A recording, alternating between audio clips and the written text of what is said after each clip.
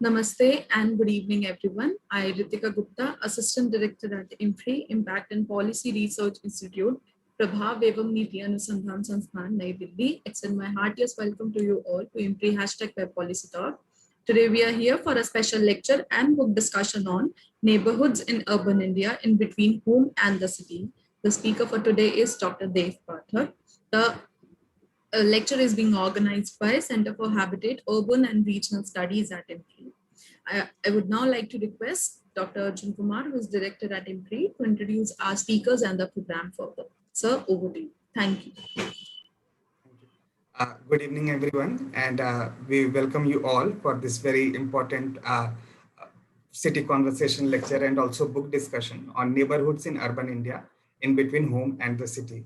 And we are so fortunate that we are talking on this subject with very esteemed scholars and thinkers of our country. And the book is also a collection of many essays on the realities of our urban India. So we are so grateful to have our speaker for today, Dr. Dev Pathak sir, who is founding faculty at Department of Sociology at South Asian University, New Delhi. Let me also briefly introduce sir. So sir has also contributed articles and chapters in many journals and edited books, and he's co-editor of the journal Society and Culture in South Asia, and also in the editorial board of Journal of Human Values. Sir has worked a lot on many of such dimension, and he was also a visiting scholar at Brown International Advanced Research Institute at Brown University, a Charles Wallace Fellow at Queen's University, Belfast, a scholar in residence at Indian Institute of Management, Calcutta, and later he has also co-curated a YouTube-based public space, Gulp Law. And so sir have worked a lot on all these areas. Welcome, sir. We also have a very distinguished panelist. And today the session is being chaired by Dr. Rumi Aijaz, sir, who's a senior fellow and head of Urban Policy Research Initiative, Observer Research Foundation, New Delhi. Welcome, sir. We also have panelists. I will quickly just give a brief introduction of everyone. We have Dr. Arvind Kumar, sir, who is Assistant Professor, Center for the Study of Social Exclusion and Inclusive Policy from Jamia Millia, Islamia. We have Dr. Sumedha Dutta, ma'am, who is Assistant Professor, Center for Sociology, School of Social Sciences, Central University of Punjab. Welcome, ma'am. We have Mr. Sameer Unhale, sir, who is Joint Commissioner, Department of Municipal Administration, Government of Maharashtra. We have Dr. Mukta Nayak, ma'am, who is fellow at Center for Policy Research, New Delhi. Welcome, ma'am. We have also have Dr. Binti Singh, ma'am, who is associate professor at Kamla Raheja Vidyanidhi Institute of Architecture and Environmental Studies, Mumbai. Dr. Soumyadip Chattopadhyay will also join us. He has some emergency at home. He's associate professor at Vishwa Bharati University, Shanti Niketan, and also a visiting senior fellow at IMPRI. So without any further ado, I would like to invite chair for our session, Dr. Rumi sir, to give his opening remarks and proceed with the program further. Rumi sir, over to you. Thank you, Arjun, for the introduction. Am I audible? Yes, yes. Is my voice coming clearly? Yes, yes. But sir, if you keep your mic a little close. Okay. Yes. Okay, I will hold it. Much better. Yeah. Yes. So thank you very much for the invitation, and it is always a pleasure to attend the programs that you organize. First of all, I would like to compliment the editors and authors of the publication for coming out with such a worthy piece of work. I got a chance to read the first chapter, introductory chapter of the edited book, and which aims to build a better understanding of the concept of neighborhood in Indian cities and highlights its significance, the significance of neighborhoods in current times, and aspects that have been covered in the book, such as social life, interactions, person-to-person relations, and the discussions that take place among the communities in neighborhoods were fascinating for me. And I learned a lot through this introductory chapter. In this short period of time, it wasn't possible for me to read all the chapters by the eminent authors, but I'm sure in the coming time, in the coming days, I will be going through each of these chapters. They are very interesting and worth a read, certainly. I think an ideal way to begin this program would be to invite the speaker in today's program, Dr. Devnath Pathak. And as Arjun has introduced, he is faculty at the Department of Sociology, South Asian University, who is a co-editor of the book. And I think I would like to invite him to present a summary of the book, and it will help us in building a base for the discussion which is going to follow following the presentation. Dr. Devnath Pathak, please present your book. Thank you, Dr. Aijaz. Very kind words you have used for the book based on your little prior understanding of the parts of the book. As you can see that my co-editors, my colleagues have tried to put me in the spot by doing this job of talking about the book, which I have happily accepted because it's something about which I joined very passionately, and there were sufficient reasons behind my passion, and you will get to hear of those reasons now.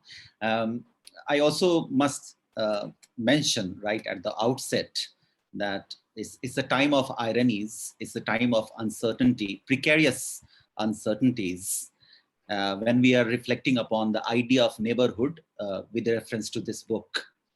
When we were doing this book, that time there was no sign of pandemic. But the moment the publishers picked up the book and we started working toward the publication of the book, we saw pandemic coming, and in good part, while we were working on the book, the pandemic had already swayed over all of us. And I recall, if I can recall correctly, I tried convincing my co-editors that probably the lens of pandemic should be brought in to our discussion on the neighborhood, because it manifests in the concept of neighborhood so strongly. And we resisted that temptation. We thought we will, because it's an ongoing project, so we will pick up some of those threads later in the later part of our endeavor. So, while reading this book, one can feel the necessity of bringing in the sense that we are living with these days, our everyday life in the neighborhood, everyday life which is intricately connected with the idea of neighborhood. So it was the idea of neighborhood which became the trigger point for me personally, and many others like me who joined the group. This book is the first offering as part of a project which was mooted by Dr. Sadanja, and quite a few of us from different disciplinary backgrounds came together. I'm not going to name all of those colleagues, but they came from geography, political science background, history background, sociology and anthropology, obviously, quite a few of them. And then many of those who had age-old interest in the issue of urbanism. But then this was a puzzle for many of us in the beginning, even though we learned from each other about the basics of what neighborhood means and how the category of neighborhood was employed elsewhere in the context of America or in Europe. We found out that, our discourse, urban discourse, is so dominated by the urban planning idea or urban governance idea that a concept like neighborhood is transformed into mere administrative unit, right? And with that kind of trepidation, in fact, any amount of trepidation gave us more interest about, generated more interest about a neighborhood. So this is how it all began as part of the project, which is an ongoing project. And there are going to be many more works coming out of this project. So there was a meeting as part of that project, which was hosted by Sociology department at Tezpur Central University in Assam. And that meeting was a fantastic meeting. It was very experimental of its own kind, because the kind of high energy with which everything was discussed. And every evening, I remember there would be contestations about the idea of neighborhood and how to really think of it in the context of India. It has been all around us in urban life. But then most of the time, our sociology, anthropology, urban discourse in general, most of the time they tend to fall back to some of those convenient categories with which they try to understand urbanity or urban life. And in that kind of atmosphere of convenience, if we are trying to think about neighborhood with its looking for its nuances and its intricacies, obviously we'll be also unsettling some of those given boxes. That kind of thing always attracts me. That act of heresy always attracts me. Dethroning the divinity of any kind attracts me. So that was the reason why somebody like me, utterly unhappy with the way social sciences in general happens, got into it with other colleagues. So what this book is not about case studies representing each and every nook and corner of India. No, it's not about case studies. It's not about that shallow idea of representation, which may be a hobby horse of many urban sociologists, or the many scholars of urbanity. That is not our hobby horse. Here, for us, through some of the select materials from various parts of India, we have tried to understand as to how neighborhood also has this feature, and neighborhood need not be necessarily thought of from that universal vantage point which is located somewhere else, and yet it is claimed to be generic, general, universalizable law. So that way we have looked at some of the, so what neighborhood means, that might, in spite of the fact that it is a common heard word, everybody hears of neighborhood, the term neighborhood. And yet we are trying to suggest that no, it means a little more than what everybody thinks of it. I'm putting it very lightly. If one goes through the book, probably one would come across more profound way of saying the same thing. So one of the senior urbanists, Abdul Malik Simon, also joined us in the meeting, very forthrightly, very encouragingly. Abdul Malik Simon is a familiar name for those who take interest in urban studies. Currently, he's a senior professorial fellow at the Urban Institute, University of Sheffield. In addition to that, he's a visiting professor of sociology at Goldsmiths College.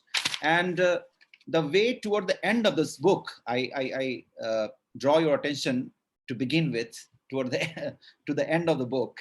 And in the end of the book, the way he has tried to articulate our interest and the way we have arrived at the idea of neighborhood, that still holds importance and interest.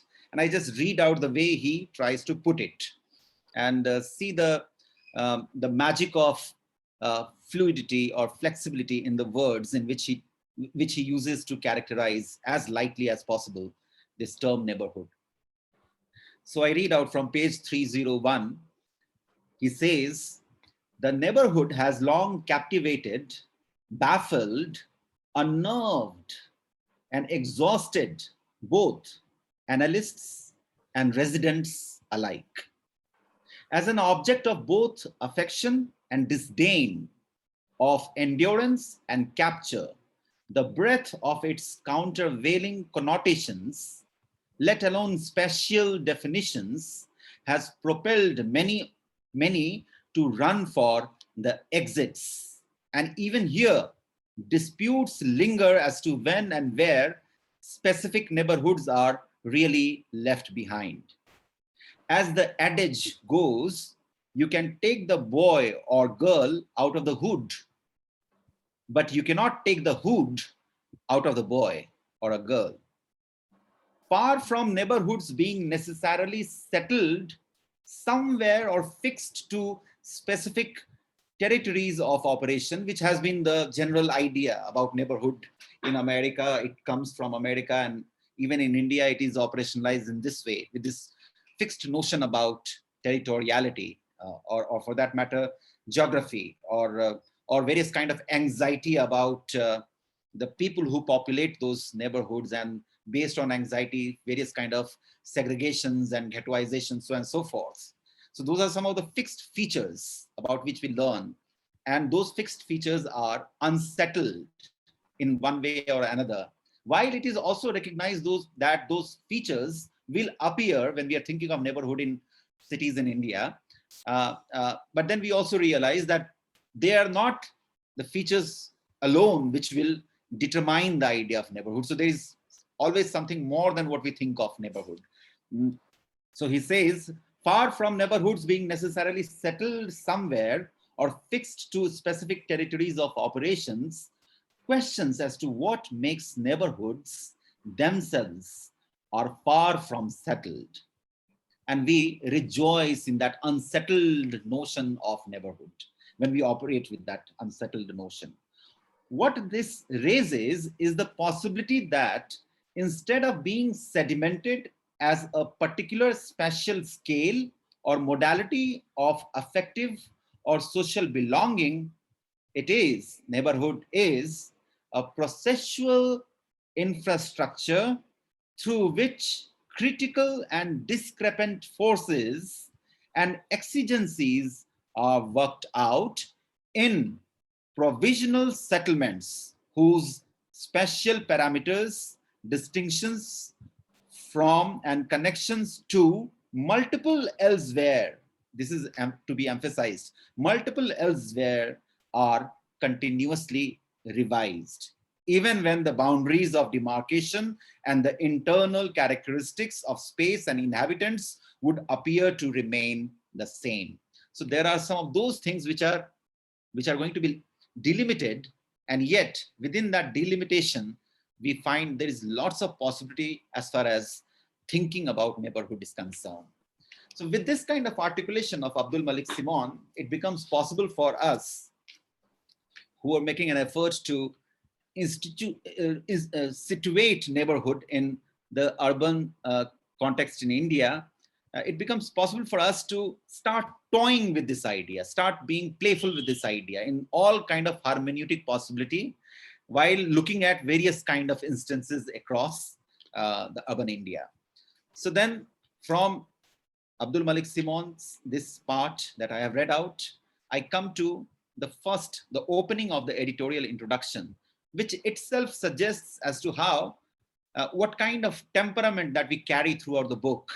To put it very summarily, this is a temperament inclined to the so-called affective turn in looking at or talking about urbanism. That affective turn, which would also at some point of time to our collective of researchers, it would take us to start talking about the sensorium of neighborhood through some kind of sensorial apparatus. Anyway, so the beginning of the editorial introduction reads out as following. From Gali Qasim Jan of Bali Maran, the iconic address of the poet Mirza Ghalib, to innumerable Valmiki and Adarsh Nagars, from Lahura Bir in Banaras to Bada Bazar of Kolkata and Dhan Mondi of Dhaka, the landscape called city in South Asia is inconceivable without their neighborhoods. Outside the confines of social sciences, cities articulate in the memory of their neighborhoods. Outside the confines, I mean the social sciences, I mean particularly the university variety of social sciences are so rogue that they don't take note of anything which is real, and manifest in everyday life, which is to do with the affective composition of subjectivities of the people and the place. So outside the confines, in variety of memory, cultural text, or some other kind of text, in variety of memory of the neighborhoods we find. Cities circulate. The Vadas of Maharashtra, the Poles of Ahmedabad, the Padas of Bengal, the medieval mohallas and those bastis at the edge of colonial urbs are not merely addresses on postcards and in worn out ration cards of urban dwellers or even Aadhaar cards of the urban dwellers. These are their dwellings. These words which are used as addresses, actually they are the dwellings of the people, right? Outside the cartographic imagination, whenever we think of spaces, we are mostly guided by the cartographic imagination. Outside the cartographic imagination, these are not non-descriptive dots or amoeba-shaped spatial puzzles on the map of a town planner's drawing board. These neighborhoods make possible the very act of living in a city. Yet, in social sciences, we happily, unfortunately, happily forgot to pay attention to these neighborhoods and the life they breathe. This book, in a nutshell, is an attempt to listen to the lives of neighborhoods, their subjectivities and experiences in India. So if this is too much of nutshell, probably I can add a few more dimensions to it. In our playful engagement, in our very hermeneutically sound, I would say, engagement, we also arrive at this notion which is also adorned in the title of the book. And the notion is in between home and the city. Now, whenever we think of in-betweenness, we usually go back to the conventional anthropological discussion on, rite of the passage. It is something transitory. This will be over. Victor Turner, structure, anti-structure, so on and so forth. Here in this whole project, in this book as well as in latter manifestations, we find that there is some kind of intellectual risk undertaken in suggesting that neighborhood as an in-between thing is not to disappear tomorrow, or is not to disappear as some kind of phase in the rite of the passage. This in-between is what regulate urban life, so to say, because that is life, that is itself life, as we have said in the very opening of. This in-betweenness would also remind one of the Heidegger suggesting us that space is neither external or inner, right? Neither this nor that. And that kind of formulation works very well when it comes to neighborhood. Neither this nor that.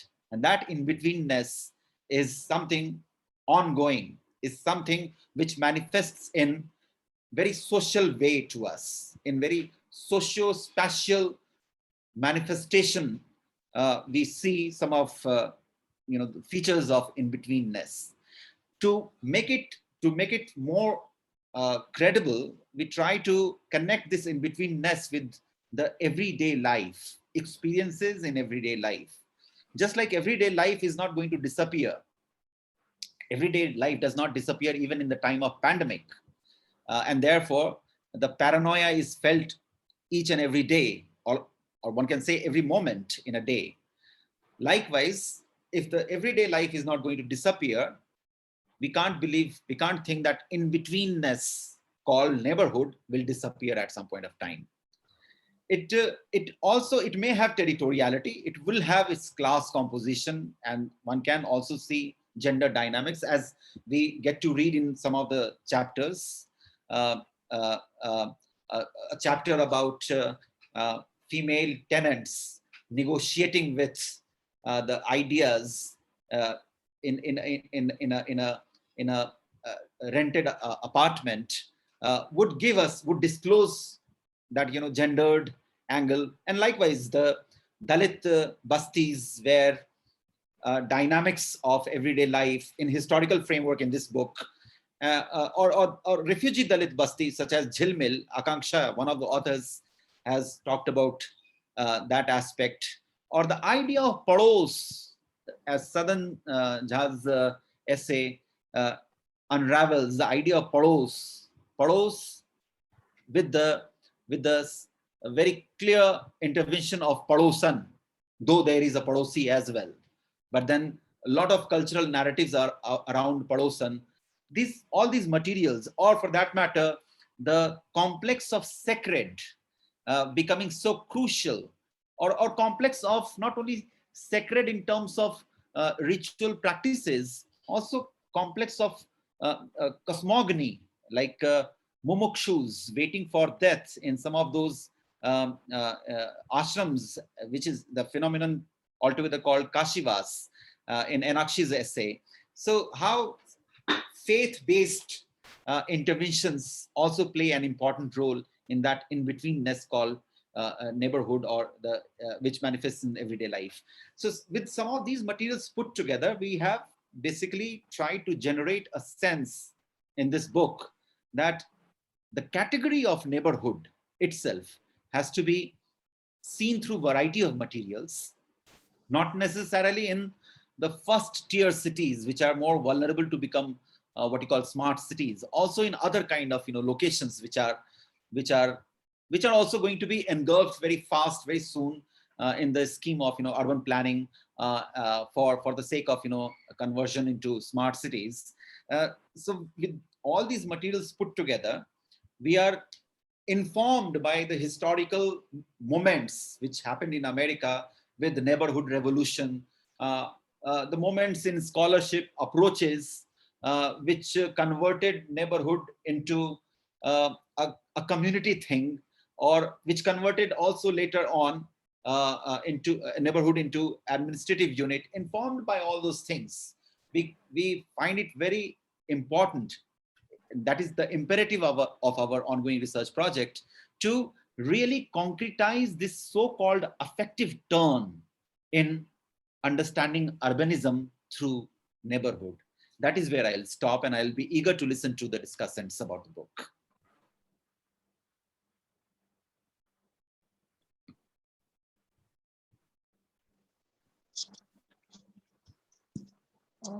That was a very balanced presentation, I would say, and it for those who have not read the book, I'm sure this would have certainly helped in building a better or a fair understanding of the editors and the authors' opinion of the concept. It will be appropriate at this stage to invite the panelists or the discussants to give their opinions, comments on the presentation made by Dr. Pathak. And I would first like to invite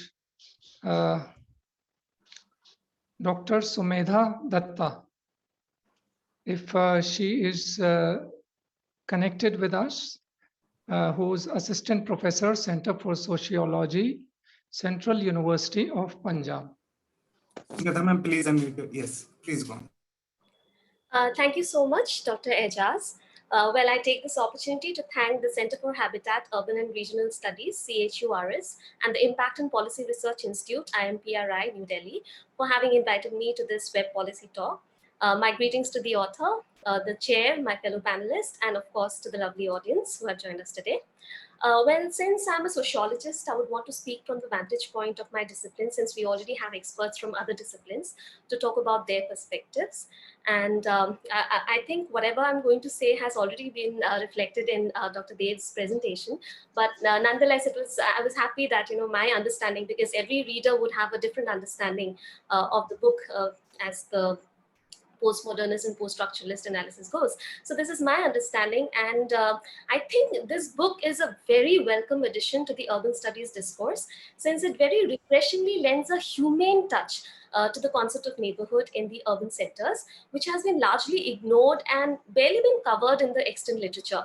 I think most of the studies on cities have reduced urban neighborhoods to almost abstract, monolithic entities with human settlements and the ecology thereof, to the utter neglect of the embeddedness of these human settlements in different communitarian identities and categorical values. It thereby challenges, according to me, the dominant discursive trajectories emanating from post-industrial town planning, which has already been mentioned in the introduction. And I think it lays bare the ambiguities and paradoxes and the consonances and dissonances of urban lived experiences that lend their influence upon the creation and recreation of the urban neighborhood over time. I think the very title of the book, which has been talked about just now, Neighborhoods in Urban India, and particularly the subtitle, In Between the Home and the City, I think it highlights beautifully the liminal nature of the Indian neighborhood, which provides access to both the home as well as the city. While the very concept of home is being negotiated and renegotiated in the neighborhood in so many terms. Yet, I think this book problematizes every attempt to homogenize the idea of a pan-Indian urban neighborhood. Through the multidisciplinary conglomerate of articles that explore diverse dimensions and aspects of this socio-spatial reality. The articles reveal the intricate embeddedness of the urban Indian neighborhood in religiosity, culture, apart from caste, gender, and class dimensions, almost challenging the Louis-Worthian polarity between urban versus the rural folk society, the quote-unquote anonymity, impersonality, superficiality, segmentality of urban relationships, which is supposed to be associated with the urban neighborhood, to be replaced with an idea which is way more personal and way more communitarian in nature. I think the outcome of this exercise is a very theoretically rich and empirically grounded understanding of the phenomena in question. The intertwining, the interconnectedness, enmeshment of social with the spatial and spatial with the social, and the resultant chemistry that unfolds owing to this dialogue between these two supposed dichotomies, I think it makes the reader realize that one cannot be understood without the other, and therefore that we need to transcend those dichotomies of the modern constitution. To use Latour's framework. Not only does it problematize the borrowed understanding of concepts that draw their reference from Euro-American realities, but I think this book challenges even the taken for grantedness of certain concepts, which have been doing the rounds in the discourse of urban sociology in India itself. I think this book challenges the conceptual blind spots. Again, this phrase I've taken from the book itself, homogenization and taken for grantedness of concepts, and reveals how the neighborhood is a mosaic of social worlds, which can only be understood in its instability and unevenness. Again, as just mentioned by Dr. Dev. It's more of a processual infrastructure, a beautiful phrase which I have again, it has been mentioned just now and I've read it in the afterword. By Professor Simon, as mentioned in the afterword, and hence it's a kind of a mode of production. This also was explained in the afterword. I think the beauty of the book is that it is divested of the absolute submission of contemporary scholars to a set formulaic design for their studies. It unsettles the given notions, weaving a very rich tapestry of urban, spatio, socio-cultural existence in all its fluidity, in all its informality, that defines any absoluteness and rigidity. So instead of seeing the urban neighborhood in India as monolithic wholes, I think this collection of very intrepid essays adventurously slides into the everydayness, again, something which has already been mentioned, the everydayness of rituals and beliefs. This was the most beautiful part of the book, through which the very identity of a particular neighborhood is created and recreated, which therefore lends itself amenable to change over time. And hence the diachronicity of the neighborhood is also beautifully brought forth by this book. I think this book steers clear of the almost routine fallacy of falling into the pit of essentialism and reductionism time and again. The neighborhoods are almost allowed to speak for themselves, and they come alive with the everyday practices, conversations, negotiations, gossips. So it's no grand theory. It's an attractive conglomerate of essays that refreshingly transcends the insipidity of the dominant genres of urban sociology or urban studies in general. And I think these chapters explore the ruptured canvas of urban Indian neighborhoods through what has been already highlighted in the introduction, the value regimes, the inequalities and exclusionary dimensions of space rooted in the logic of caste and community, gendered forms of spatial relationships, politics of planning and housing, in and through which dwelling in space takes its material manifestation, and hence the incessant dialogues between the materiality of planning and the immaterialities of beliefs and values. And if one thought that the studies are too cultural or too social, then hold on. I think there are essays that critically negotiate urban geopolitics as well. Nevertheless, I think the book emphasizes and re-emphasizes that the encompassed is as important as the encompassing, both of which are again fluid entities. They are not static entities, forever entangled in a web of production and reproduction. Thus, neighborhood as a site of contestation, a site of distrust, and even as a site of negotiating the very idea of nationhood, as it was evident in one of the articles in which the author is talking about a town which is located in the borders of India and Bangladesh and the neighborhood during the time of CAA. It shatters the dominant stereotypes that are replete in the discourse of urban studies, such as cities as progressive geographies, since it ushers us to understand how the processes of community and neighborhood formations get intermeshed with each other. It raises questions about the tacit value structure that informs our urban plans, which seems to be drawing largely from the colonial discourse itself. It problematizes the concept of urban planning by trying to locate as to whether these seek to create inclusive city spaces or actively promotes and protects exclusive socio-spatial conglomerates. I think the book poses a critique of the simplistic understanding of so-called effects of globalization on the urban Indian neighborhood, while also bringing out the complexities associated with the gendered normatives of city neighborhoods.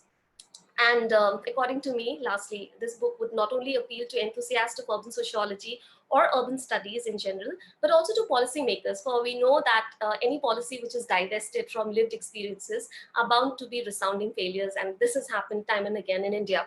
So I would say that this book is a complete work in itself with its richness, depth, and relevance, but hopefully it is also an introduction to an entire gamut of studies which needs to be done in this genre, since the chapters highlight how every neighborhood in India holds a potential for an entirely different understanding, an entirely different study. It's an entirely different story, and a hope that's thankfully resounding in the introductory chapter itself, where the editors promise us more intricate studies that would make the urban neighborhoods come alive with their sights, sounds, and taste.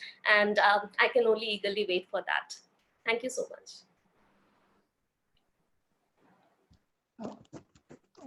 I must say that was a very good review of the book by Dr. Dutta.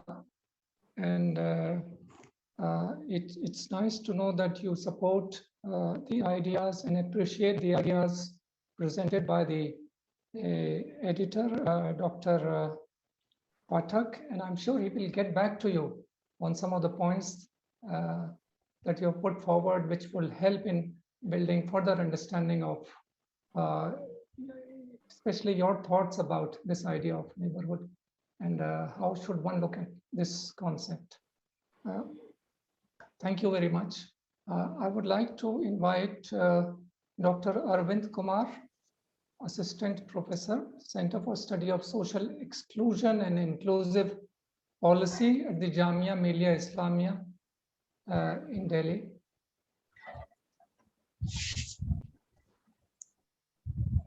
Am I audible? You are, sir. You are. Yes, very much, very clear. Okay. A very good evening, Dr. Rumi Aijaz, the chair of this session. Sorry.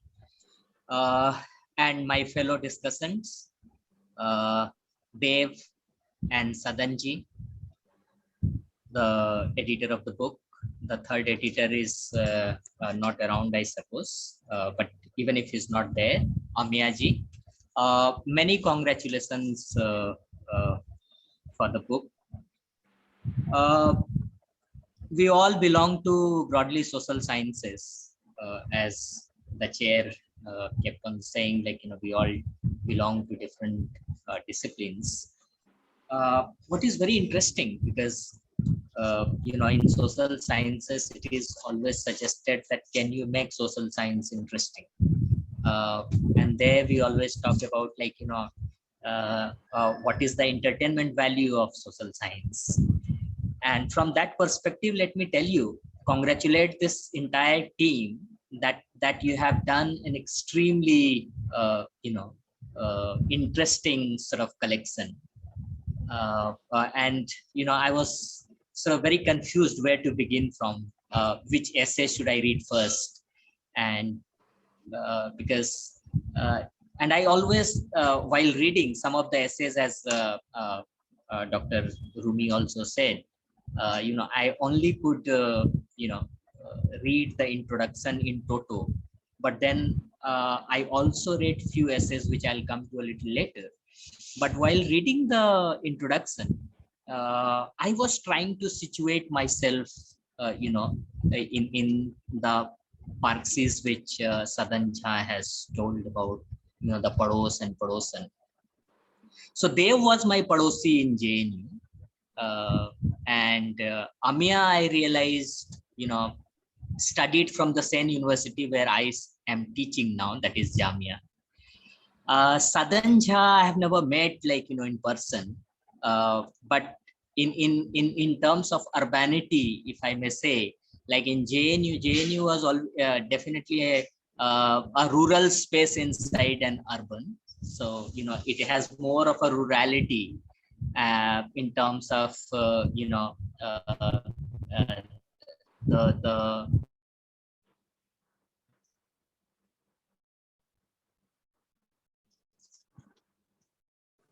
Arvind sir, birds chirping, gulmohars and amaltas. But with Sadan Jha, Sadan Jha might not know me, but I know him because his readings are so interesting. Particularly his essays on national flag and the essays which he writes both in English and Hindi. So because I'm also a contributor to Pratiman, so I know. Just to situate that, what is that urban space that Sadan Jha does not know me and I know him, is through a common friend called Prabhat, who comes from Madhubani, and he is a faculty in CSDS these days. So we keep he keeps talking about Sadan Jha's writing, and we had long chat, but we never had to interact. So that Sarai is a space in CSDS in an urban space called Delhi that connects. So what I just try to narrate in a very personal note, this is very much there in this entire book. And because Sumedha has talked at length, and she comes from the discipline of sociology, I will take another 2 to 3 minutes or even less, because the 4 sections that the book is divided, my interest lies, and my more of more specifically, I would say, my area of interest lies, or my area. I would not call even specialization, because I do not even come from sociology, but neither Sadan Jha comes from sociology. So history, sociology, political science, and there are many more sort of new avenues coming from the same discipline, if we turn the pages from the new perspective, if we apply the new lenses. So this book definitely has applied that lens, and for this too, I would like to congratulate the entire team of the editors and the individual authors.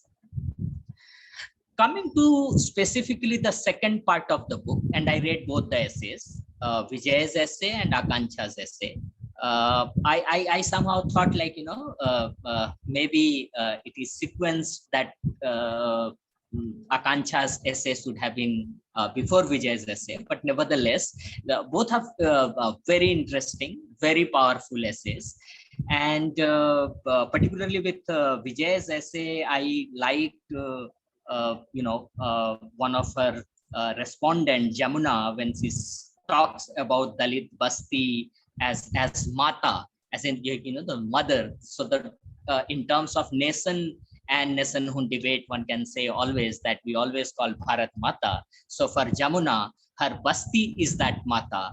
And that is an interesting inclusive space, which usually, if we go into urban space, if it is a upper caste, upper class community, you will never feel that, like, that spatial locality as your mother, because it would always treat you as stepmother. So, those communities which have been captured in these two essays will always get a stepmotherly treatment from, the other, spatial community or locality, which can be called, which Jamuna calls Mata.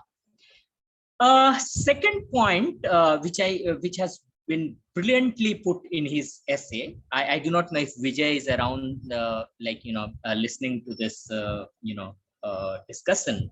But while he talks about Dalit Basti as a site of resistance, power, self-respect, and dignity, I do feel, because I teach in the Center for the Exclusion Studies.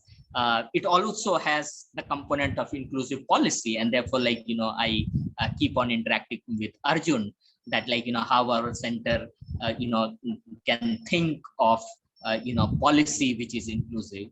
So from that perspective, I realize that Vijay's essay also puts forward that these localities actually sort of creates a platform for the solidarity of what we understand in terms of social movement or solidarity movement, for that matter, of a community. Because he also mentions that is one of the area which interests me, that the Khatik community after Uttar Pradesh, in early years of independence, brought them out of the SC category, and then they made a representation to Kalaka Kalelkar Commission, and showed this whole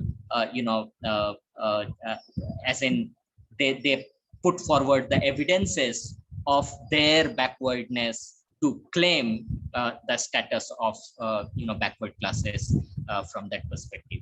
Akanksha's essay similarly brings in a very fascinating sort of partisan stories, because partisan stories always talks about the violence which is based on the religion. So she brings in, she sees partisan through the prism of through the prism of caste, and there we see Dalit history emerging out of the partisan history. These are the few points that I wanted to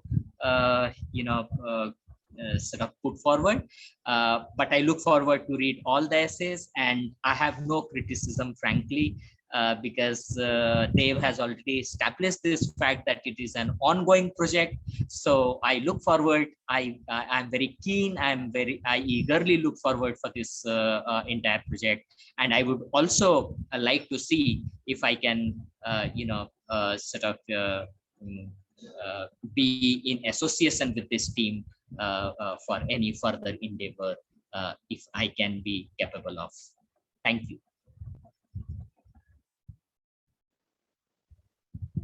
Thanks a lot, Dr. Kumar, for those comments. I found your statement on the powerful role played by neighborhoods in maintaining or building solidarity as quite an important one. And I feel that the urban planning community or the urban policy making community must consider this aspect seriously to address the social issues that exist in our urban areas. So That's an important point that you made. Now we will thank you very much, Dr. Kumar. Now we will move on to the third panelist, and I would like to invite Ms. Mukta Nayak, who is fellow at the Center for Policy Research in New Delhi. Thank you, Dr. Aijaz, and it's a pleasure to be here. I jumped into this this discussant space fairly recently, but had a chance to skim through the introduction and the book broadly.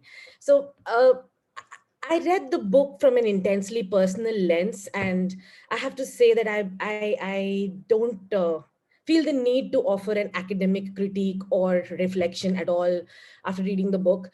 Primarily from the perspective of I'm trained as an urban planner, so you start with a very strong critique of urban planning, and I'll sort of go there. And the reason why I'm saying that is because I came to academia after years of practicing as a planner and sort of a, doing stuff out there in planning. And I have to say that planners don't think about people.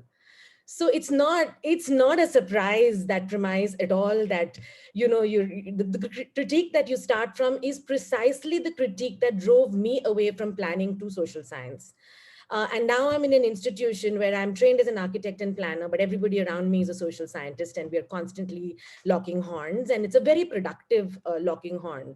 So I'm totally with you and on board with this idea that unsettling things, experimenting is the only way to sort of break down what we think are sort of fixed notions and move forward. Also, it takes away the pressure when I'm reading a book like yours to see, does your argument convince me? That's a pressure as a person practitioner coming to academia, not being trained in the social sciences. As an urban planner, you don't read. You read very dryly. You read very. You read in a sort of a solution oriented way. I need to do this and I will read what I need to read to do this. You don't read like social scientists read.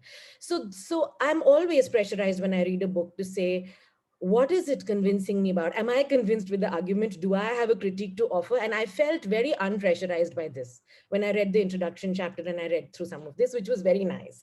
So I sort of read it like a sampling menu. It's playful, it's a sampling menu, it gives me a sense of different things. The introduction offers me a guide, but I don't have to stick to what the guide is telling me. I can go out of the contours of what that guide is offering me and read the way I want to read against the grain that I want to read.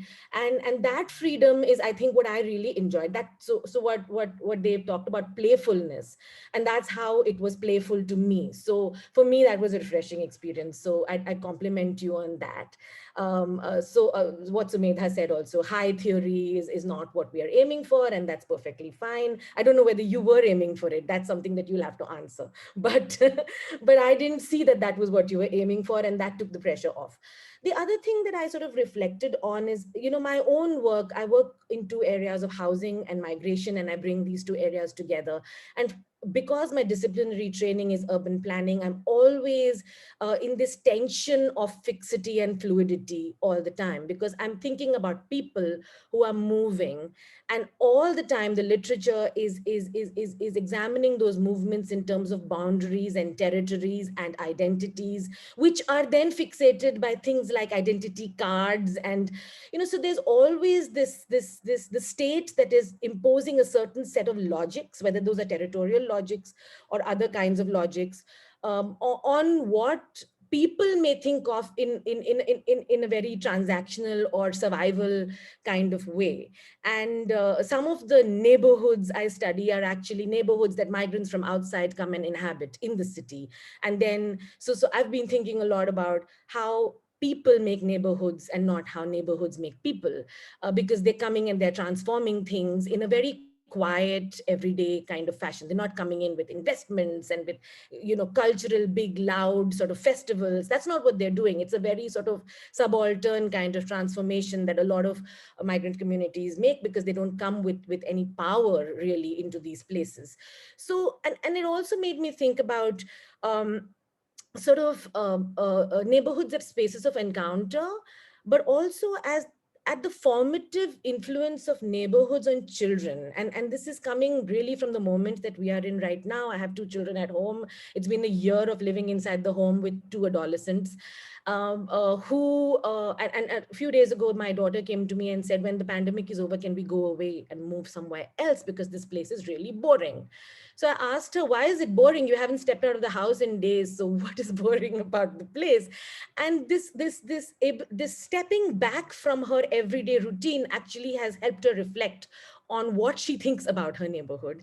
And her descriptions were not just about people, but also spaces, textures, landmarks, attitudes. I mean, there was just so much going on. She said people are too conservative, they don't understand who I am. Of course, a lot of it is adolescent angst, but it struck me that that distance and that confinement inside the home was able to sort of unleash this analysis from a 13-year-old. And I was really thinking about how neighborhoods have that formative effect. And you know, all your life when you're reading or you're hearing or you're watching film, you are actually seeing all of that through that prism of what you experienced growing up in a neighborhood.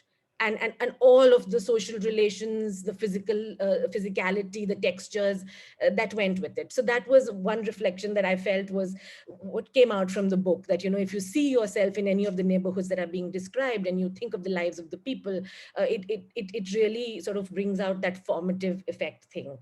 The last thing that I'd sort of leave you with, and that's sort of also sort of moving from Southern's piece, is why the binary of urbanity. I mean, I don't like the urban-rural binary as such, but why does neighborhood, the way you have seen it, actually come and locate itself in urban studies specifically? Is it about densities and spaces of encounter that urban neighborhoods specifically bring about?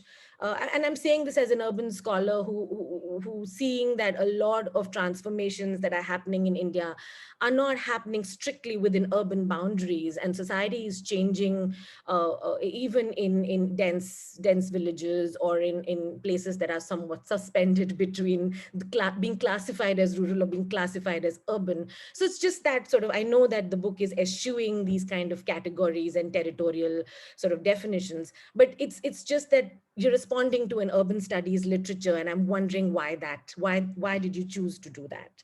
So yeah, I'll stop there. Thanks. Thank you. Thank you very much, Ms. Mukta Nair. That was interesting to listen to your personal experiences, the experiences of the changing thoughts of your children at home during this period, and also about the studies that you are engaged in on migration, about the observations that you had as to how neighborhoods have evolved and what are the characteristics that they reflect. So I'm sure Dr. Pathak would come back to you on some of the queries that you've raised. Thank you very much. Now we will shift to, or I will request Dr. Binti Singh, who is Associate Professor at the Kamala Raheja Vidyanidhi Institute of Architecture and Environmental Studies in Mumbai. Dr. Binti Singh, please. Thank you, Professor. It's a great honor to be part of this panel. I'm seeing you after a long time, and it's always good to interact with sociologists because I teach in an architecture college. So, you know, it's quite difficult to put your point across as a social scientist. So I think both speakers, both panelists before me have already summarized. I got to lay hands on the book pretty late. So today morning, I read the introduction chapter, and I should congratulate Professor Dave Pathak. Actually, I saw this book long time back. I think there was a post from Dave in LinkedIn, and I shared it immediately that this is one fantastic book that I want my students to read. And I have already started dissemination of Dave's book before even I was invited into this discussion today. So one thing that I would like to talk about the book is when I read the introduction chapter,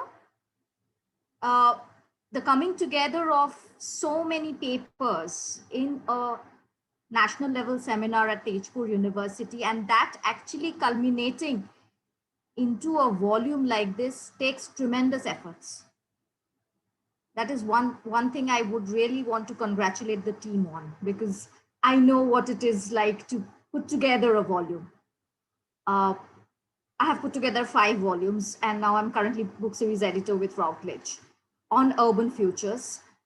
And this is a pet topic because especially when I interact with students, my postgraduate students who are doing urban conservation, because for them, the unit of analysis is definitely the neighborhood.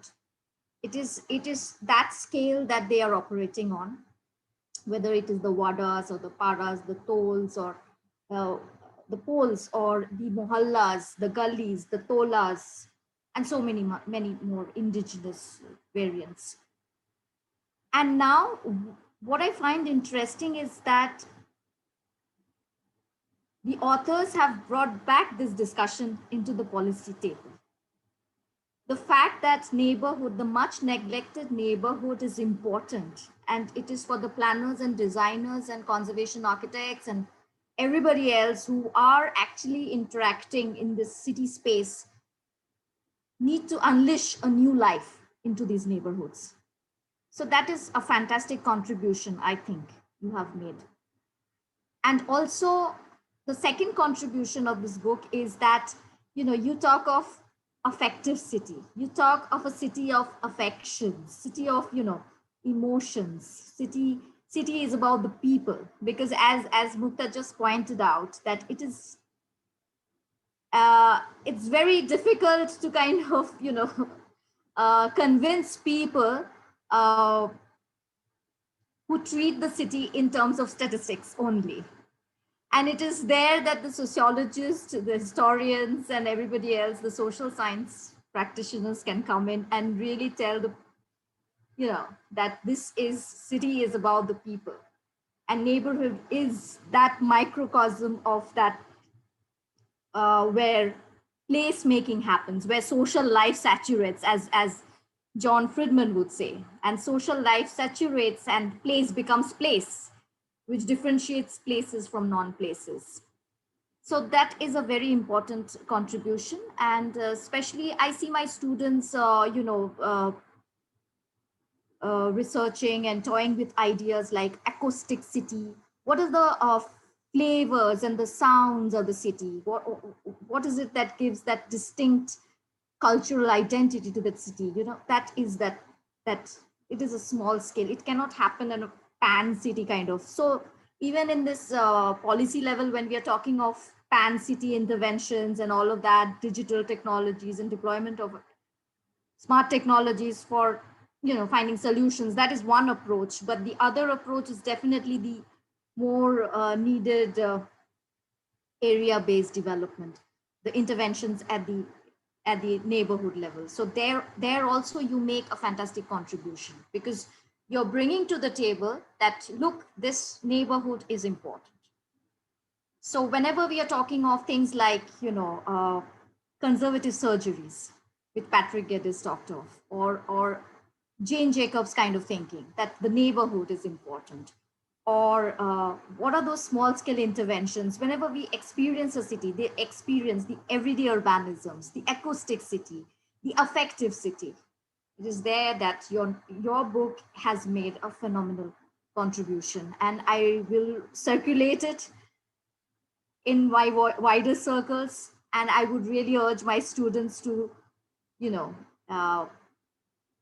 take ideas out of it, because you have revisited many of the classical sociologists, William Burt, Zimmel, and so many other. So it's a fascinating work, and I would like to congratulate the team. Thank you.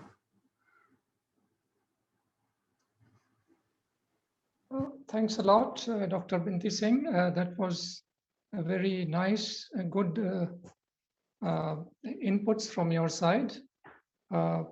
I remember you have done some outstanding work on the cultural life in cities, especially looking at the case of Lucknow. And in the introductory section of the chapter, I found Dr. Pathak and his co-editors making a reference to some of the aspects that they could not cover. And they would certainly would like to take a look at cultural aspects, because when you talk about neighborhoods, there is a lot of culture, talent, skills,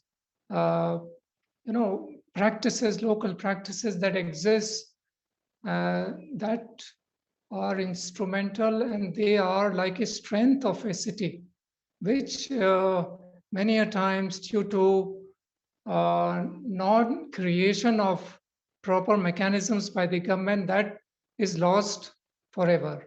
So it would be of interest to you to interact with the editors and authors as they proceed forward in the next edition, if they are willing to undertake to interact with you and to learn more about the cultural aspects that you have addressed in your recent publication. I would love to do that, Professor. Would you like to say 2-3 sentences on your cultural work? I left my book somewhere there, but yeah, cultural, yeah.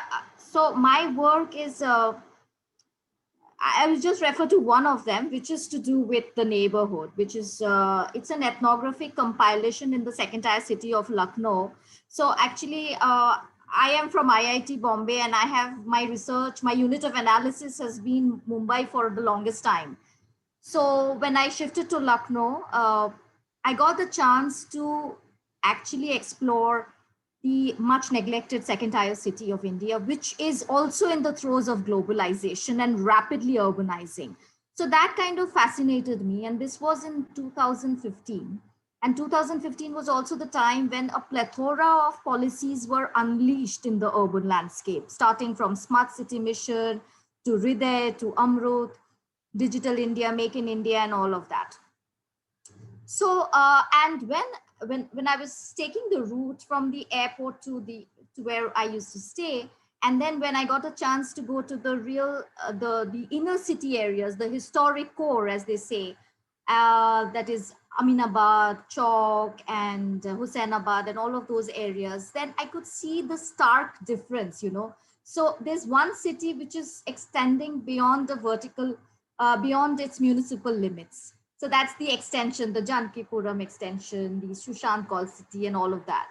And there you have the blight that is in the inner historic core. So that kind of contrast really fascinated me, and that is what got me to write that book. I call it Culture, Place, Branding, and Activism, because it was at the same time that a lot of citizen activism was also going on. That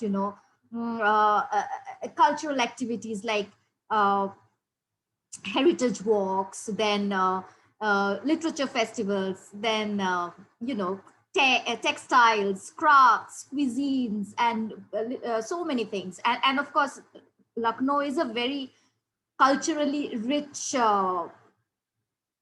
place. I mean, it has rich cultural and historical legacy. So that is one thing. And this was also the time when the Heritage Arc was instituted in 2014 by the Department of UP Tourism. And so the idea was to do away with the earlier arc, which was Jaipur, Delhi, and Agra, and come up with a new arc, and that is Banaras, Lucknow, and Banaras, Lucknow, and maybe Agra. Yeah, so the three. So geographically also, if you see in the map, Uttar Pradesh, it actually forms an arc. And the idea was to have a heritage arc connecting the three cities and, reviving the culture. So the revitalization, this cultural revitalization or cultural resurgence, I could see it at two levels. One was at the official level, that is the UP tourism government was doing all that. It was putting a lot of thrust on pro-poor tourism, all those kind of things, tourism beyond touch. So giving a new leash of life to the monuments, which are nondescript, yet very important, like Chinika Rosa and things like that. So, making the accessibility routes and basic services to the community so that people go out there. It was to attract the tourist footfall. So that was one set of policies. And the second was definitely at the citizen level.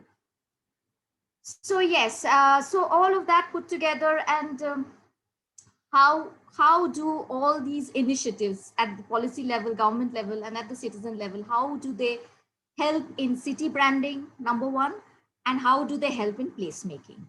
So the culture based, I call it place-based cultural identity. That is a term that I have coined in this book, place-based cultural identity. So that is the main fundamental of the book.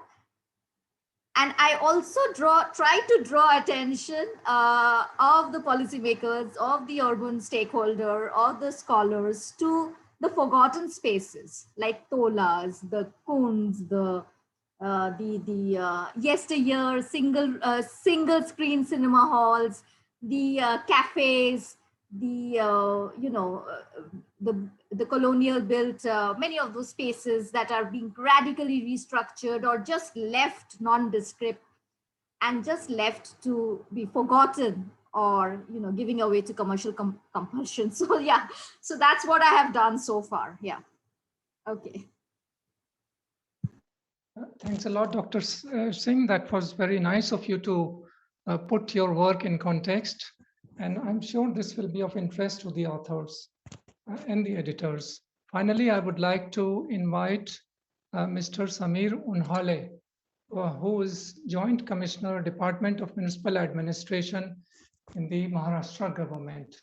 I hope Mr. Unhale will not mind me inviting him towards the end, because I thought that this would be another perspective, you being in the administration.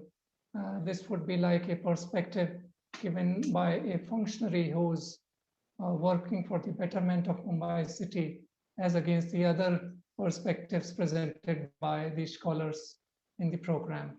Mr. Unhale. Yes, very good evening.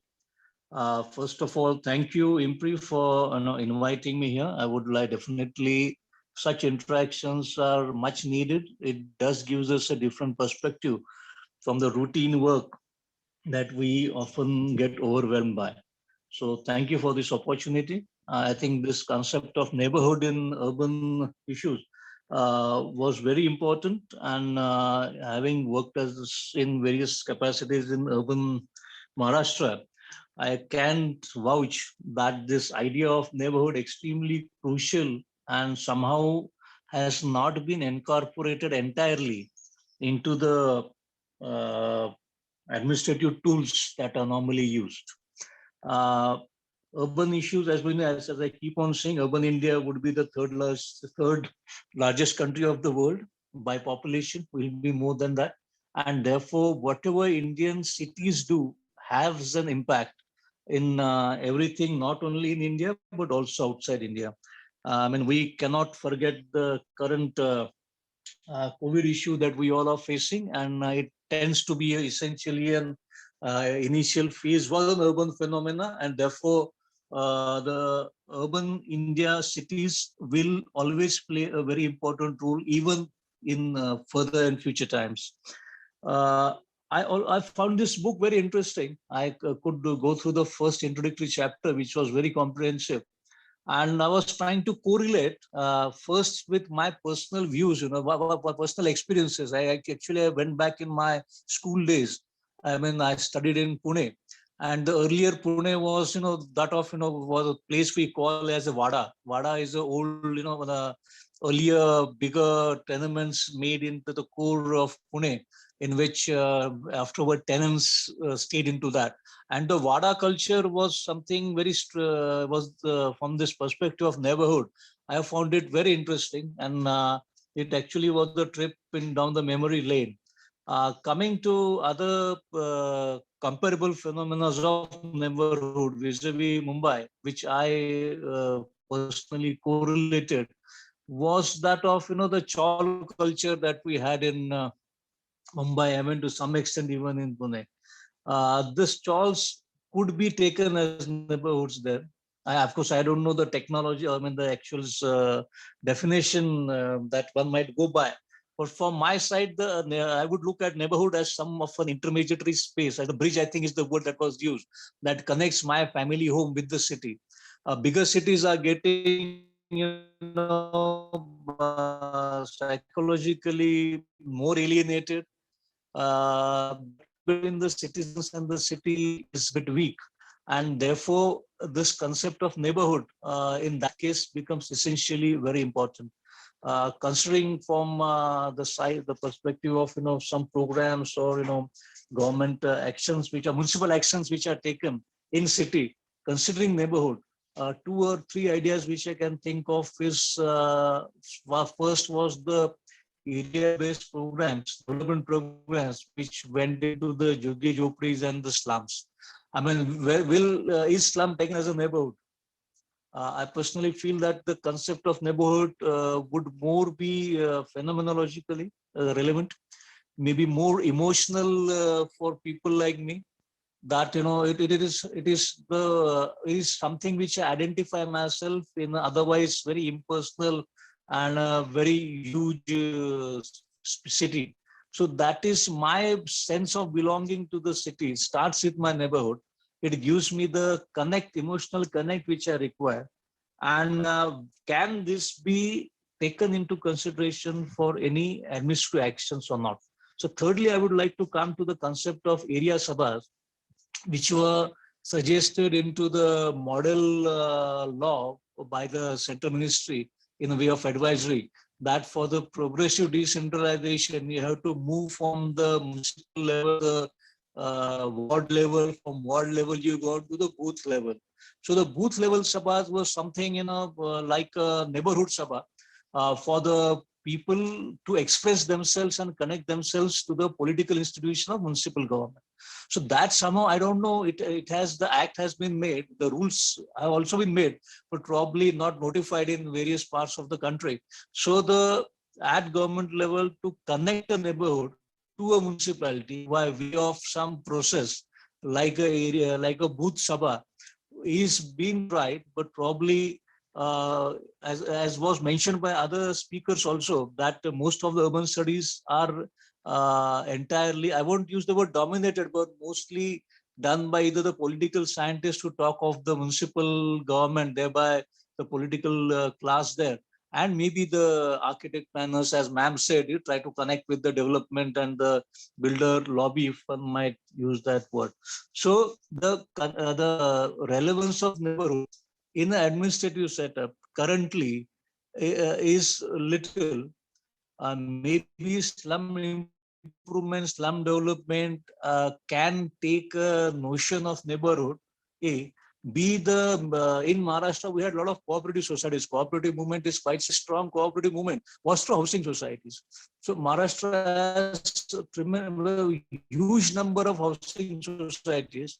And even social housing program to an extent was executed through this cooperative housing society, in which the government land in concessional rate is given to them, and then this cooperative societies also start functioning like neighborhood. So for me, emotionally, it becomes a connect between maybe we connect between the city and myself or my family through this neighborhood. This is the first sort of extension of my home at my emotional level. And this in bigger cities, like maybe Mumbai or Nasik, Pune, even Nagpur or Aurangabad or Nasik, for that matter, we find this cooperative housing societies, in my perception, playing a role of a neighborhood. And then, administratively speaking, can we connect this cooperative housing societies to the broader framework of city governance that we currently have? I would share, that in this first wave and the second wave of it, attempt was made to connect this cooperative housing societies, or the bigger colonies actually are now undergoing. So the cooperative housing societies, if we compare that with neighborhoods, got connected administratively to the municipal government, and the very basic the micro containment area management or the other social help which are required maybe the elderly, managing the elderly people, managing a family which becomes COVID positive. Obviously, it is the neighborhood which comes to help to in such cases. And even in Maharashtra, we tried to give special powers of special police officers to the managing committee of the cooperative housing society to engage with some of the issues that come out of micro containment management and COVID management to that. So of course, it may not be. I don't know how methodologically or sociologically it is relevant to correlate so cooperative housing society to that of a neighborhood. I won't be knowing that. But practically speaking, I was just considering that how can we encompass the concept of neighborhood and connect with the city government. So these are the 2-3 points which I thought would be relevant to mainstreaming the idea of neighborhood and coming up with some policies for that. Lastly, in planning, as far as housing or social housing development is concerned, vis-a-vis neighborhood, I can stretch that idea to the SRAs. I don't know when Mukta Naik ma'am is more, she knows, we should probably will be knowing more about that. But the slum area development in Mumbai or in Mumbai city region and even in other metro regions in Maharashtra, it is the entire or at least the substantial part of the slums which gets developed into which gets developed, and the neighborhood gets transformed to, for me, it is definitely much better than what it is earlier. There are, of course, various ideas and perspectives, but then from this idea of neighborhood, we are seeing SRA-based development which happened in housing. And latest, which we tried even through when I was earlier working with one of the smart cities, was a cluster development from planning side, in which an entire area of that neighborhood is taken for a renewed development with higher FSI, better planning norms, and private sector participation. So this idea is, of course, it is being tried, and actually it's a very ambitious program of, if it entirely goes through, but the housing market is what it is in Mumbai region. But if this concept goes through, it would result in at least 500,000 of tenements. That's the scale with which it would actually happen if it really goes through. But of course, there will be challenges in it, and the adventure lies in finding solutions and overcoming hurdles in any case. So frankly speaking, I just tried to correlate the idea of neighborhood the way I understood to some of the administrative and planning issues which I had come across in the last few years. And again, as I'm not, although I'm not a very trained, I'm not a trained academician, so I may not be very coherent in my thought and presentations.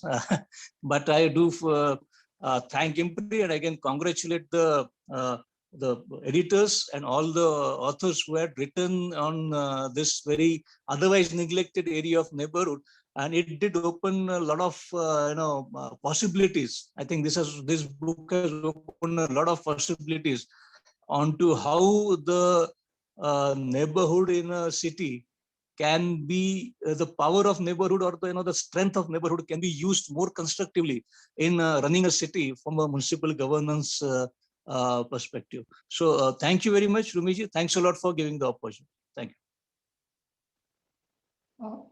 Mr. Unhale, I think you did very well in terms of highlighting or bringing to light the different forms of neighborhoods that we see in the cities today, whether it's the idea of area sabhas or the cooperatives that you mentioned about, and several other SRA that you mentioned about. And that's I think, and the editor and authors of the book would agree.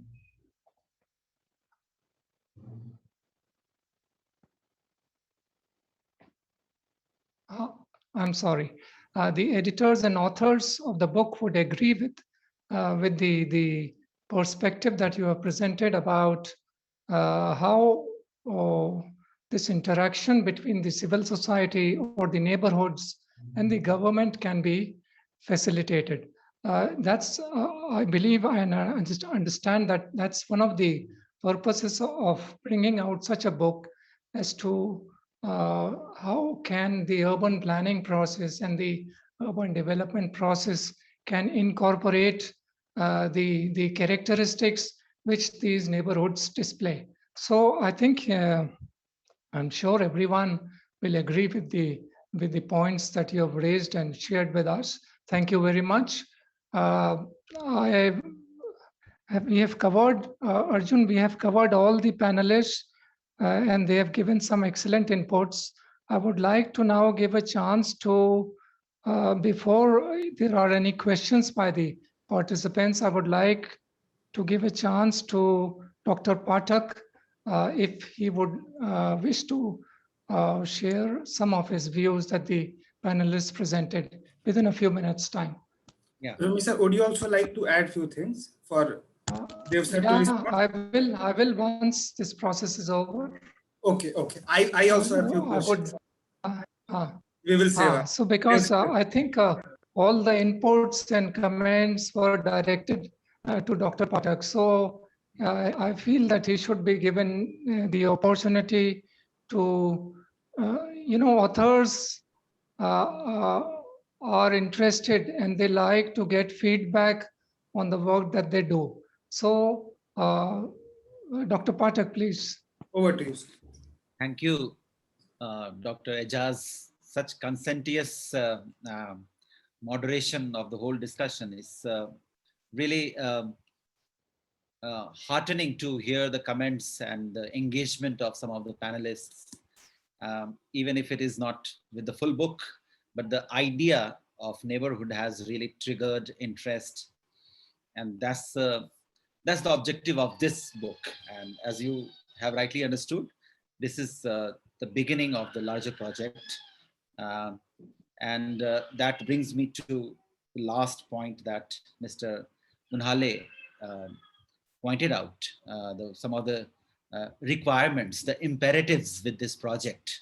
We also are working with that imperative that eventually the knowledge base that we are trying to prepare, the corpus of knowledge that we are trying to generate through this project should eventually offer us policy perspective and should eventually help us come up with the ideas or the models which could be implemented so as these affective in-betweenness, as you have rightly recognized it through your personal emotional encounters, anecdotes of living in Pune, a fascinating place it used to be. I'm sure it is still now. So our purpose is also to figure out those possibilities. Obviously, in the span of one book, one can only offer this much. With the more engagement later on, one would come up with those models. But one thing to be pointed out right at the level of this book is that the way neighborhood is a particular moment in our engagement with urbanity.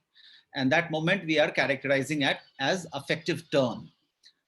If such an entity called neighborhood, which is also, you have rightly pointed out, that it can be also located in cooperative society. It is located in cooperative society, the way it is located in RWAs, resident welfare associations within some of these gated communities, gated societies. Likewise, the idea of neighborhood can be located in cooperative societies as well, cooperative housing society as well. But then, because it is essentially an affective, in between, everyday thing, if it has to be connected with any kind of instruments of governance, it would expect this basic minimum from the instrument of governance. And what is that basic minimum? That the instrument of governance will also take an affective turn. Now we know of various instruments of governance that, they may be very smart, very well thought out bureaucratic models, but every now and then it reflects scarcity of the affective or certain kind of, lukewarmness, so to say. I'm not saying that those who do bureaucracy are non-emotional, not at all. They're very emotional, just like any other ordinary humans. They're also very ordinary at heart. But then when it comes to the instruments of governance, that is operationalized most of the time as something divorced from the emotional, the affective, or the everyday, right? It is presented as something which has to succeed. It is never presented as something which can be also a turf of contestation. And therefore, instruments of governance would not sit back and, take stock of those necessities which have to be brought into the picture, and which may not be necessarily dry, dead, just instrumental logic kind of thing, just quick fix approaches kind of thing. So what I'm trying to suggest that, there has to be certain kind of soul searching on the part of the instruments of governance in order to utilize, if it is to be utilized, so to utilize the various pockets of neighborhood. Because neighborhood, the kind of characteristic neighborhood has, would demand from anyone who is using that entity, it would demand from them also to have more or less, if not entirely, some sensitivity toward those basic characteristics, right? Some sensitivity toward the fact that on one hand, it can express belonging, but on the other hand, it can also express great deal of contestation, disputations, right? So the slums or the bastis, or so-called ghettos, those exclusively class-based settlements, all those places, and even middle-class residential societies, they can be also places of contestations. If we don't, and this is not very far-fetched now. I mean, if we are on the WhatsApp group of resident welfare associations, we get to see that contestations very, very often, every day, at various levels. So neighborhood is a place of belonging. It is a place where you feel emotionally succored, emotionally nourished, but it is also a place where one feels the threats of strangers, so to say. Or it is also a place, say for example, just a few years back, we heard that one of those posh neighborhood in Greater Noida, named after one of those American cities. So all the housemaids who used to work in that area, they were barred from going inside on the charges that they were committing theft. And they all gathered from the nearby villages and started pelting stone at the houses from outside, from the main road. And one could see as to how the place of belonging could be also a place of very violent kind of confrontation, right? So that could not be, we are not in the business of romanticizing neighborhood either. There is possibility of romance with neighborhood, but no romance is, as we know, without those, topsy-turvy rides, or, those ups and downs and those hiccups. No marriage is smooth. No marriage with the taken for grantedness would last. So that's my instant response to very meaningful observation made by Mr. Unhale. On the other hand, to go back to some of the other kind of, we are also trying to highlight when we are looking at neighborhood, and we are looking at neighborhood, as I said in my presentation, in such a manner that we respect the epistemological openness of the term, right? It is not a closed, from West, it might have come to us as a closed entity, epistemologically closed entity, which means a fixed category. But when we try to look at neighborhood, engage with some of the chapters would show you, when we engage with the settlements we call neighborhood, we see that, that fixity of category will not work here, right? There is a lot of local dynamics. And when I say local dynamics, it is not equivalent of Arjun Appadurai's idea of locality. I mean, somehow I like bashing some of these big names. rather than name dropping and recanonizing, is more to bash them.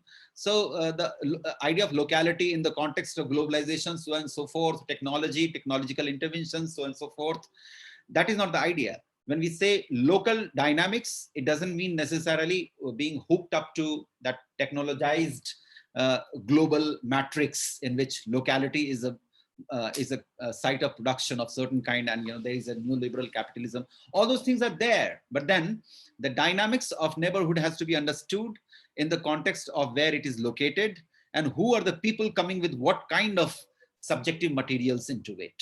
So by doing so, we are also underlining special agency of this term neighborhood. Just like some of the discussants will have their agency, or I will have my individual agency, or the authors in this book will have their individual agency. Neighborhood also has its special agency. The space is not an empty signifier in that sense, that in which you will come and pour anything and it will become like that. No, it has an agency. It works on us. It grows upon us, right? And it grows upon us not in one manner so that we are all homogenized. No. Therefore, I'm saying that it is a place of belonging where we have sense of security. We are emotionally, we feel at home, but then it is also a place where contestation happens, and we take notice of those aspirations as well as prejudices coming into conflict in that, in that space. And that spatial agency is therefore intact because it allows all sorts of things to happen within it. This was not a question, but I thought I should just emphasize it when I'm trying to respond. By emphasizing it, we are also trying to remind ourselves, which is throughout the book a constant reminder, that we are not falling prey to the famous binary of global and local, right? And when we say local, we are not operating with that, that binary. We know that this local is not detached from, disconnected from what we consider to be global. So that is it. When Sumedha did not have much of question, but Sumedha and Mukta, both of them in their own way, try to highlight that there is, people from various disciplines are coming together here. Mukta in a manner of, expressing her apprehension about, or even Binti, apprehension about talking to sociologists.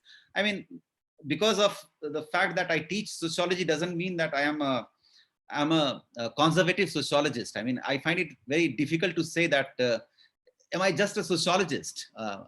Why can't I be a poet as well as a sociologist? Or someone who is doing sociology, who is teaching sociology, but takes great deal of interest in history, or for that matter, literature, right? So this kind of, silo we have to, I'm not saying that, that's your concern. That's not the concern of the discussants, but we have tried very consciously to come out of that silo, not just because it's our fancy to come out of the silo, or not just because multidisciplinarity, interdisciplinarity, these are the buzzwords or these are fancy words. No, because the character of neighborhood requires one to be, if I can use the phrase, intellectually promiscuous. Monogamy will not help. Intellectual monogamy will not help us to understand something as complex as neighborhood. Intellectual monogamy would have helped a whole lot of scholars to understand urbanity in one way, which also resulted into what Mukta has, toward the end of her observation, suggested, which also resulted into this whole, this fetish-like binary of urban and rural. It's still operationalized in government documents, in policies, and so on and so forth, and in urban planning discourse. Right? This was our, I remember during that meeting we had, well, for the official purposes, it will be called seminar, but it was not typical seminar where, people come and make their presentation for 10 or 20 or half an hour and take their certificate and go home happily and count those certificates in that, API mathematics. It was a very different kind of meeting in which even after the presentations were over, we were all busy with addas, conversations. And in one of those conversation session, I remember we had a heated discussion as to why are we looking at neighborhood only with reference to urban. And we came to understand that here this exploration is of neighborhood in urban context, but it is not necessarily to be to be frozen in urban spaces. And which urban space today is not, I mean, the number of, teeming number of, migrant workers starting to go back to their villages. What did it suggest? The whole phenomena of migration, which was so dramatically, back migration, return migration, dramatically unfolded last year.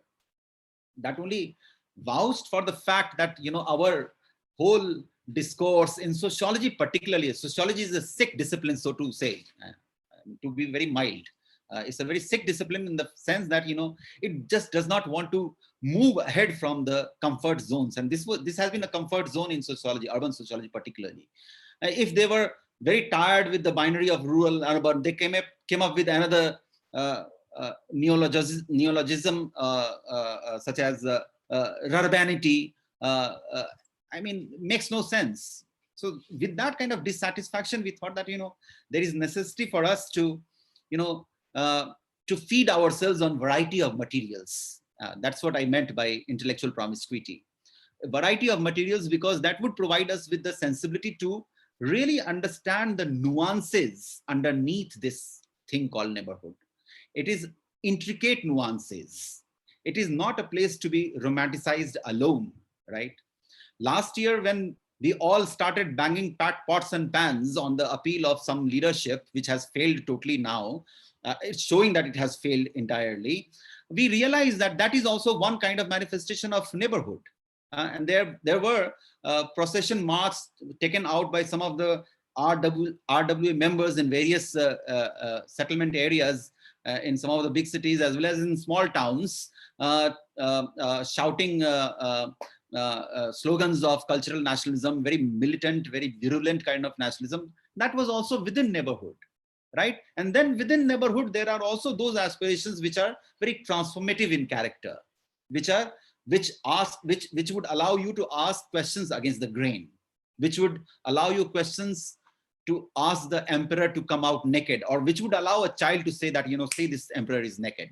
And the nakedness of emperor shows very well in the collapse of medical system or basic medical facilities in India today. So and so forth. I mean, I'm just spicing up these responses.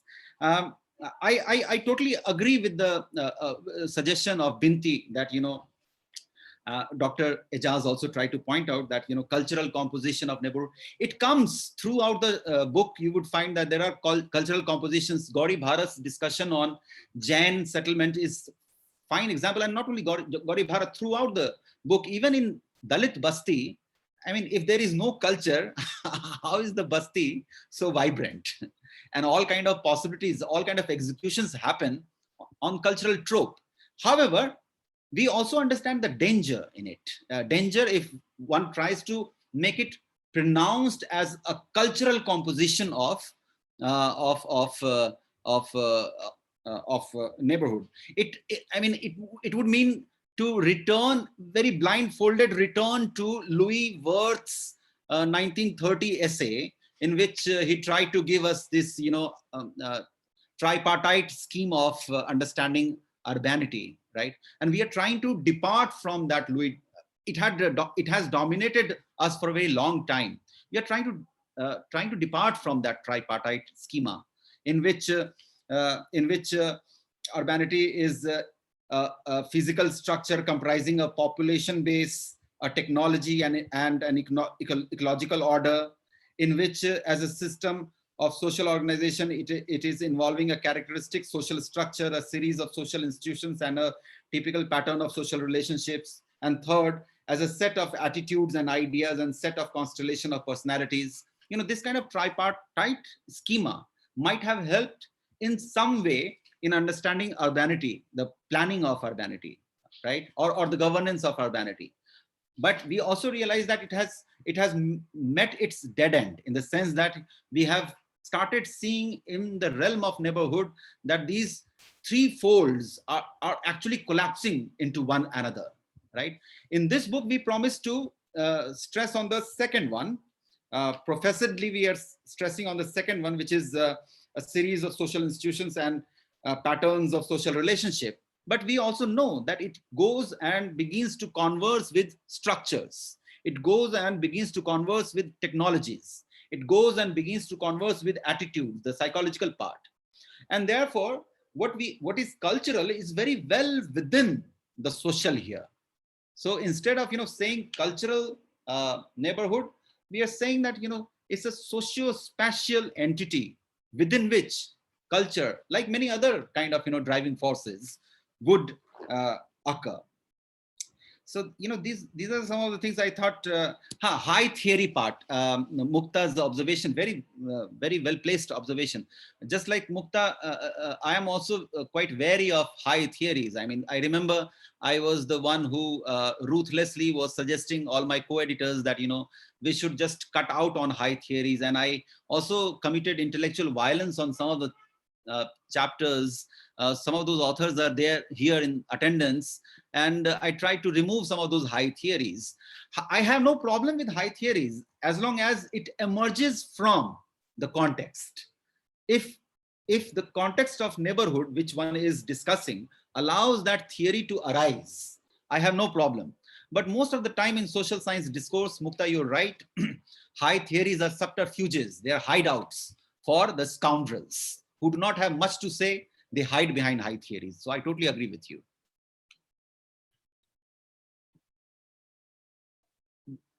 I know it was not brief response, but this is the response.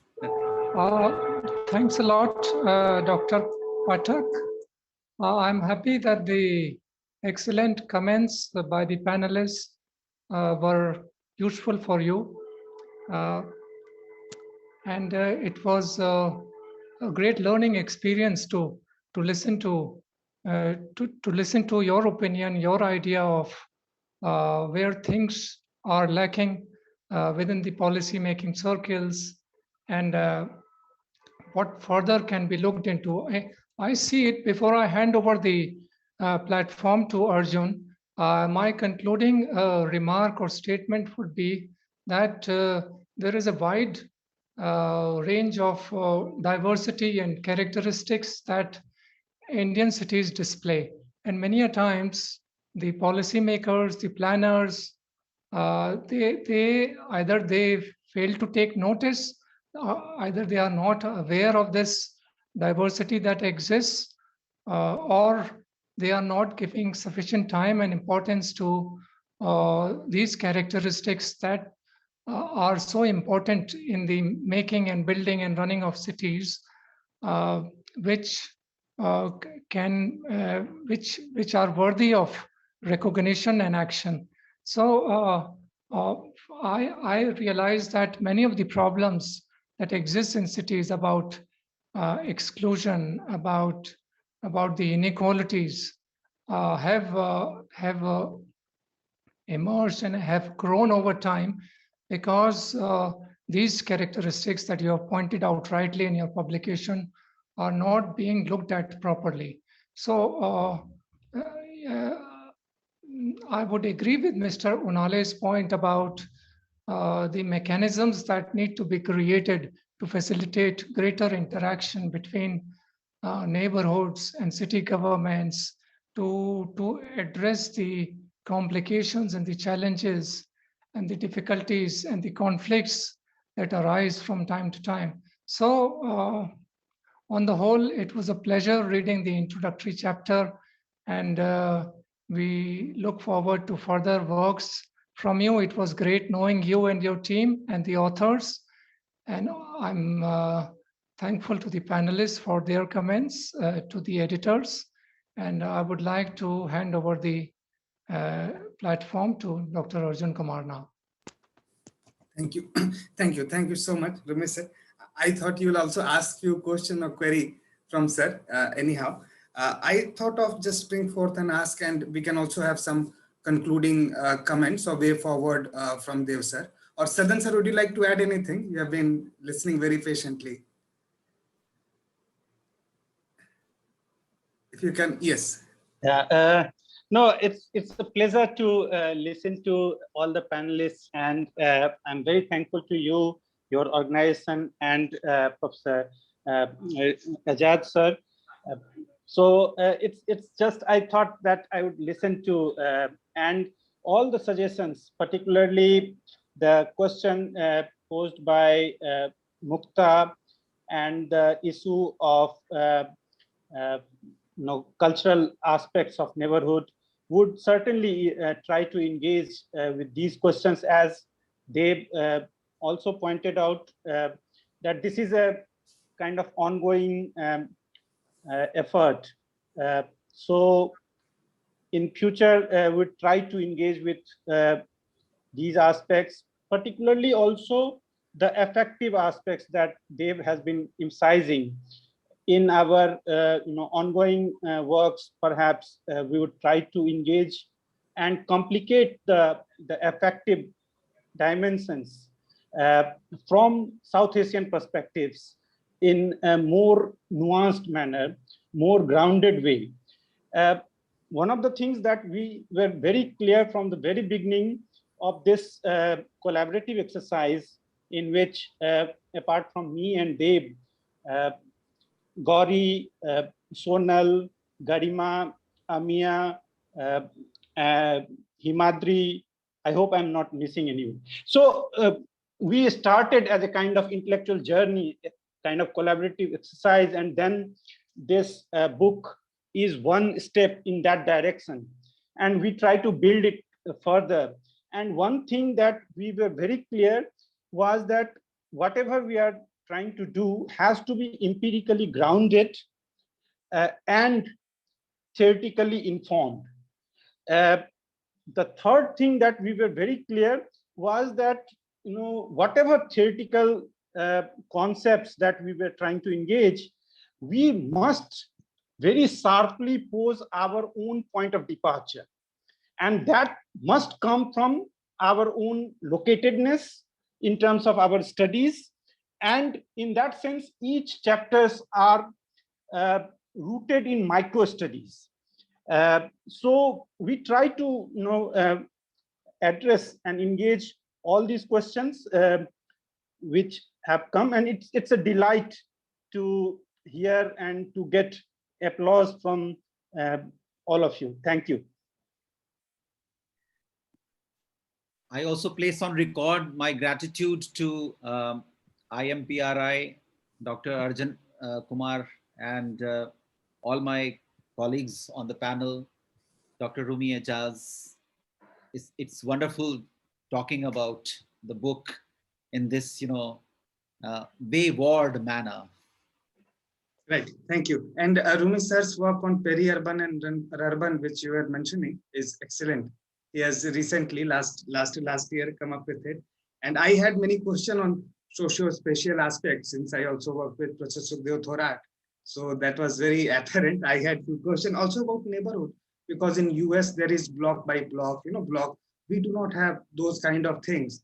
So a few of my question was, and since the topic we're discussing urban India, how neighborhoods are different in international context, if we compare India with other nations and within India, because we have different regions also. South is more urbanized, and if we compare with Bihar or Noida, so, and the new normal, as the topic suggests, between home and the city. So as we see the work also getting affected and we are into pandemic, it would be very interesting to see the future series of your work. So let me just quickly propose a vote of thanks to all of you for this special book discussion on neighborhoods in urban India, in between home and the city.